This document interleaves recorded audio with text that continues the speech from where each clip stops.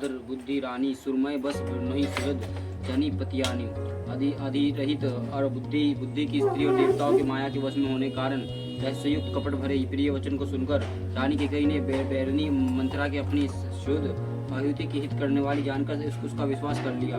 सादर पुनि पूछत ओही सबरी गण गान मृग जनु मोही तासी मती फिरी अही जसी भाभी रही चेरी घत जनु पावी। बार बार रानी उसे आदर के साथ पूछ रही है, मानो भीलनी के गाने गन्ने से हिंदी मोहित हो गई और जैसे भावी है वैसी ही बुद्धि फिर गई, जैसी अपने दाव लगा जानकर हर्षित हुई। और तुम्हें पूछू मैं कहत फिराओ धेरु मोर घर खोरी नाव सजी प्रतीत भाव बुद्धि गड़ी छेली अवध सड़साती तब बोली। तुम पूछती हो कि तुम कहते डरती हो क्योंकि तुमने पहले ही मेरा नाम घड़फोड़ी रख दिया। बहुत तरह से गढ़ छोड़कर खूब विश्वास जमा कर तब हुआ अयोध्या की साढ़े सनी 7.5 वर्ष की 10 रूपी मंत्रा बोली।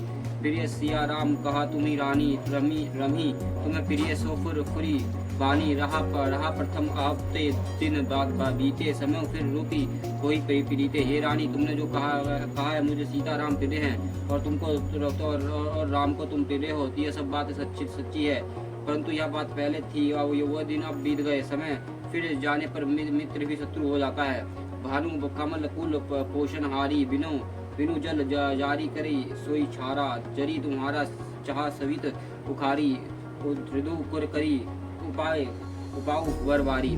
सूर्य कमल के कुल के पालन करने वाले और पर बिना जल के ही वह सूर्य उनको जलाकर भस्म कर देता है। सो तो कौशल्य तुम्हारी जड़ उखाड़ना चाहती है, अतः रूपी श्रेष्ठ बड़ लगाकर उसने दो सुरक्षित कर दी। तुम्हें न सोचो सुहाग बल निज बस जन्हू राव मन मलिन मोहि मीठ नर्भ राव सरल सुभाव। तुमको अपने सुहाग के बल पर कुछ भी सोचा नहीं और राजाओं को अपने वश में जानती हो, किंतु राजा मन के मेले और मुंह के मीठे हैं और आपका सीधा स्वभाव है। आप कपट चतुराई जानती ही नहीं।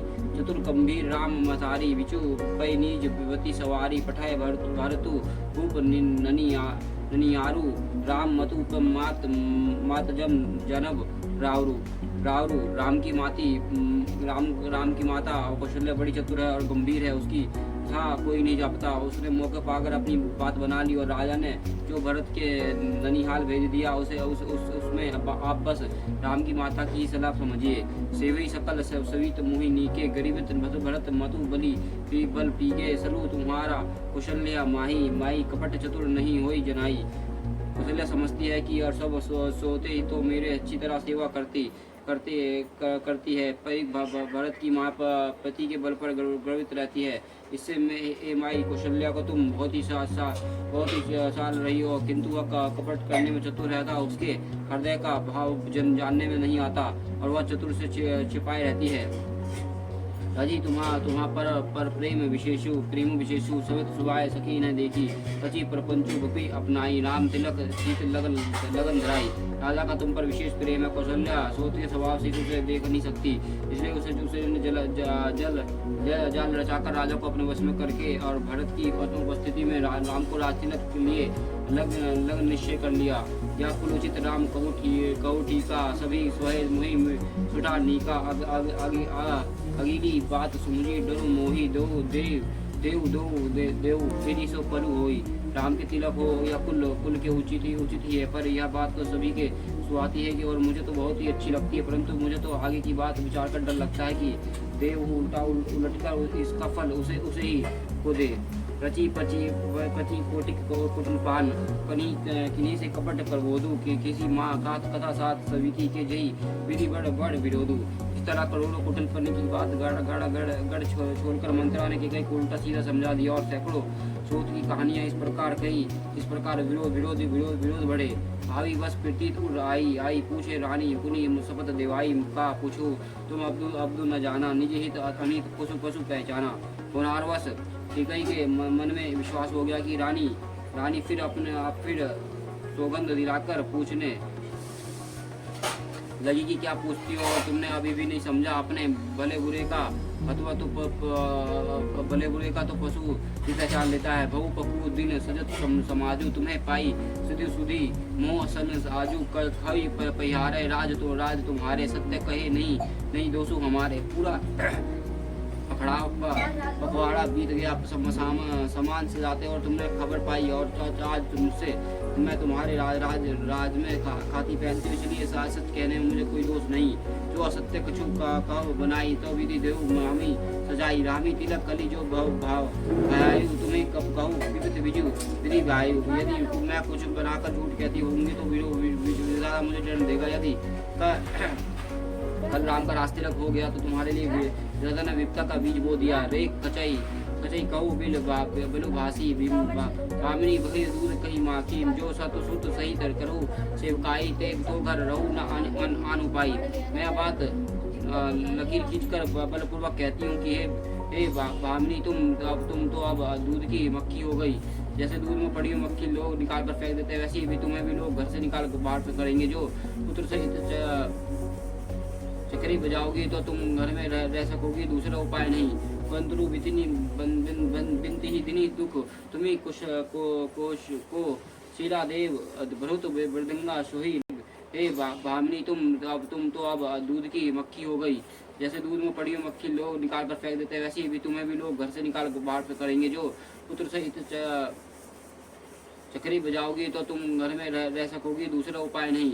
बंदरू बिनती ही दिनी दुख तुम्हें कुश को शीला देव भरुत वृदंगा सोही लखनऊ राम के नेव। क्रोधन विनती के दुख दिया था, तुम्हें कुशल्या देगी। भरत कारागार का सेवन करेगा और लक्ष्मण राम को नायब होगा। के सुता के सुनत कटु वाणी कही न सकई कछु समसही मुस्कानी। तुम तन बसई कदनी जीवी कापी कुबरी दसन जीव तब चापी। के कई मंत्रा की कड़वी वाणी सुनते ही डरकर सूख गई और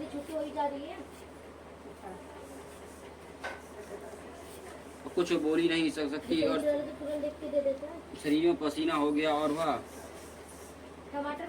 केले की तरह कांपने लगी। तब कुबरी जीव दांत तले दवाई और सभय के भविष्य का अत्यंत डरावना चित्र सुनाकर की गई हृदय की गति न रुक जाए, जिससे उल्टा सा काम ही बिगड़ गया जाए। कहीं कहीं कोटिक कपट कहानी धीरू धरी प्रबोधी से रानी के फिरा करो मुँह पिरे लगी कुचाली बिकी सराई मनी मराली। फिर कपट की करोड़ों कहानियां कहकर उसने रानी को खूब समझाया और धीरज रखो के भाग्य पलट गया और उसे कुचल प्यारी लगी और वह बगुले को हंसनी मानकर उसकी सराहना करने लगी। सुन मंत्रा बात पूरी तेरी देहनी आती नीति फरकई मेरी तीन प्रीति देखी रीति कुछ पाने कहू न तो ही मोह बस आपने कई ने कहा मंत्रा सुनते ही बात सत्य है। मेरी दहनी आती फड़का करती है और मैं प्रतिदिन रात को बुरे स्वप्न देखती हूँ, किंतु अपने अज्ञानवश तुम तुझसे कहती नहीं। कहा करो सीख शुद्ध स्वभाव दहीन बाम न जनो काओ सखी। क्या करूँ मेरा तो सीधा स्वभाव है, मैं दाया बाया कुछ भी नहीं जानती। अपने चलत न आजू लागी अनबल कहूँ कि ना कहीं एक ही बार मोही देव सा दुख दीना। अपने चलते मैंने आज तक किसी को भी किसी का बुरा नहीं किया, फिर भी ना जाने किस पाप से देव ने मुझे एक साथ यह दूसरा दुख दिया। नेहर जन्म का भरव बरु जाई जियत न करी सेवित सबकाई। अरे बस देव जीवत जाई मुर्नु नीग तोही ते जीवन चाही। मैं भले ही नेहर जाकर वह जीवन बिता दूंगी, पर जीते जी सोच की चक्री नहीं करूंगी। देव जिसके शत्रु के वश में रखकर जिलाता है, उसके लिए तो इनकी अपेक्षा करना मरना ही अच्छा है। तीन बचन बहुबरी रानी सुनी कुबरी ते मैं बठानी। कस कहू मनी मन ऊना सुख सहे सोहो तुम्हें कहू दीना। रानी ने बहुत प्रकार से दीन वचन कहे और उनको सुनकर कुबरी ने तेरे चरित्र फैलाया। तुम मन में गलना मानकर ऐसा क्यों कह रही हो? तुम्हारा सुख सुहाग दिन दूना होगा। जो जही राउल अति अनभल ताका सोई पही यह फलू परिपाका। जब तुम कुमत खुजना मैं स्वामिनी भूख ना बसर नींद ना जामनी। जिस तरह जिसने तुम्हारा बुराई चाहिए वह परिणाम यह फल पाएगा। हे स्वामिनी, मैंने जब से यह कुमत सुना है तब से मुझे न तो दिन में कुछ भूख लगती है और न रात में नींद आती है। पूछो गुनो रेख तीन आखाची व्रत असुभाल आई हुई या साची। भामनी करा न तह उपाय हे तुम्हारी सेवा सब बस राव। मैंने ज्योतिषी से पूछा तो उन्होंने रेखा खींचकर कहा कि भरत राजा होगा। यह सत्य बात है। हे भीमिनी, तुम करो, मैं तुम्हें तो उपाय मैं बताऊंगी। राजा तुम्हारी सेवक के वश नहीं है।